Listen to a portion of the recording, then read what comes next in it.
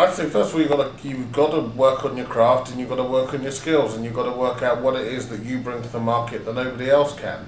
I was talking to a young Asian female producer director the other day. She's worked for the BBC, she's worked for ITV, she's worked for Channel 4, she's worked for Channel 5, and she doesn't struggle for work.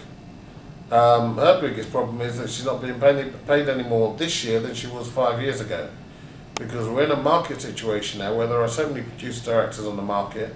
It's actually very hard for people to progress themselves personally in terms of pay and conditions unless they bring something unique to the market.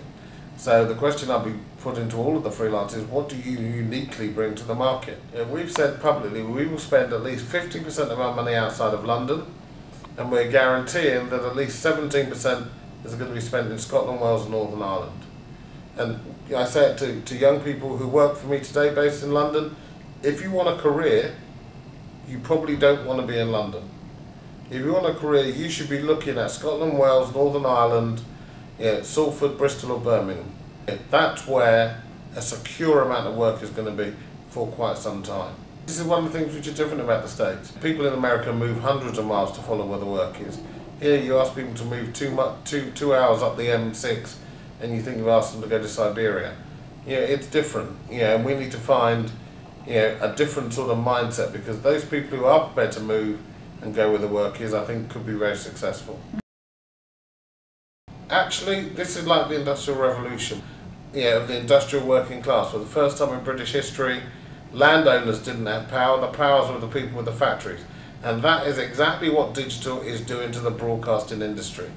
Right? It is breaking it down, and it is going to sweep some parts of it out of the way and make them totally obsolete. High-end content will be made in a high-end way, and will continue to attract big audiences. That sort of stuff will continue. But there's a lot of stuff that is done that frankly isn't high-end, isn't high craft, and it's that sort of activity which risks being swept aside. Also, I think in the areas of pay TV and cable, people are going to be looking at new business models which absolutely crush the cost of production. So for those of us in the big broadcasting companies, we are fighting literally for our survival. I wouldn't make any more, I'm not going to underplay it. We are trying to protect a way of life and a way of doing things which may not be possible in this new totally digital age. From a BBC point of view, what does it mean to be a public broadcaster when the public can create and broadcast their own content? These are massive questions that an industry has yet to really grapple with. And within those massive questions, you then come to the position of freelancers, and within that, diverse freelancers.